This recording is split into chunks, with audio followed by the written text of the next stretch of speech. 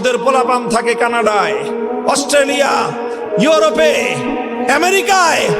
নিজেদের সন্তানদের নিরাপদ ভবিষ্যৎ গড়ার জন্য বিদেশে পাঠায় দেয়, গরিবের সন্তানদেরকে নিয়ে রাজনীতি করে, গরিবের সন্তানদেরকে লাঠিয়াল বানায়, গরিব মায়ের সন্তানকে দিয়ে আরেকজনের জমি দখল করায়, গরিব মায়ের সন্তানদেরকে দিয়ে টেন্ডারবাজি আর মাস্তানি করায়, চাঁদাবাজি করায়।